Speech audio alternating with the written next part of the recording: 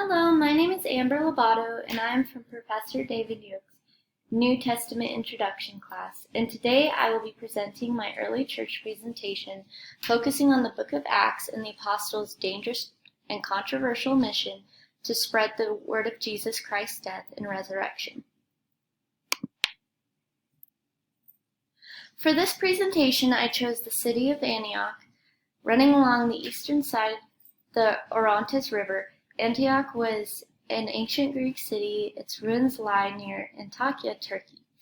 It was founded around 4th century BC.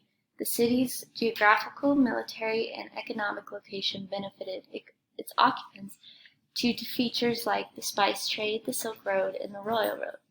It was also the main center of Hellenistic Judaism at the end of the Second Temple period. Antioch was one of the most important cities in the eastern Mediterranean half of the Roman Empire.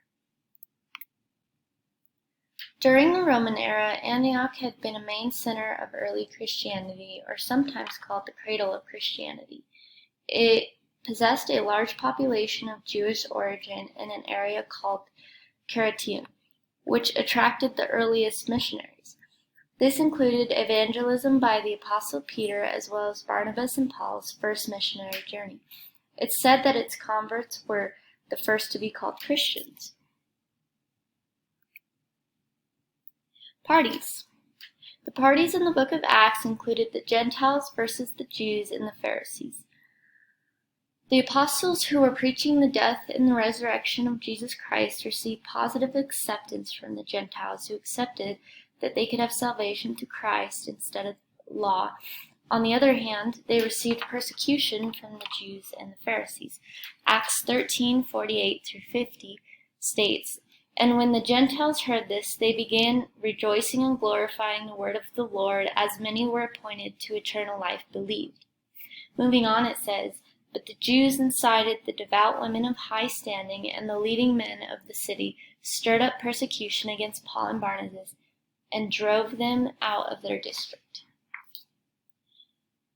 The Jews who were still practicing Mosaic law, for example, circumcision, seemed to be a big debate in this story, and so the Jews were also criticizing Paul for even associating with those who were not circumcised.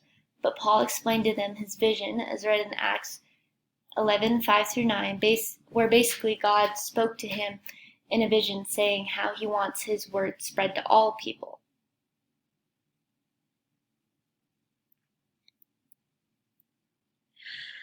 I'm sure it would have been incredibly confusing and frustrating for the Gentiles. The Pharisees were continuing to tell them that they needed to follow the law and circumcision, etc., in order to gain salvation, while the apostles were opposing this. In conclusion, it was decided that it would be best to deliver a letter to the Gentiles in order to reassure and encourage them to stay wary of the uncertainty that has been caused by the Pharisees.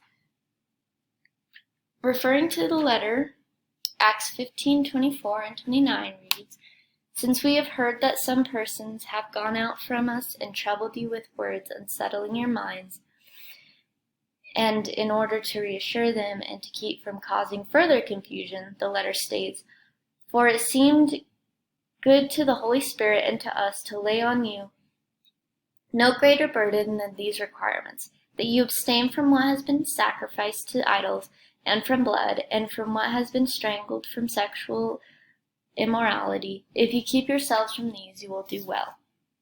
And after this, Paul and Barnabas stayed in Antioch to teach. So what was really at stake on this mission of the apostles?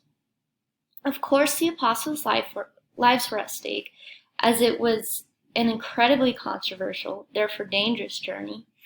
But more importantly, the story of Christ's death and resurrection and the word of salvation was at stake of being lost to history, forever stuck in one place, forever just another story if it weren't for this milestone.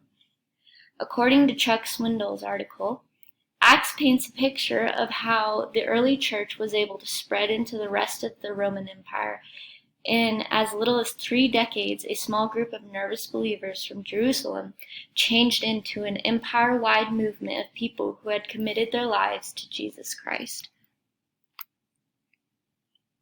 Thank you so much for listening to this presentation.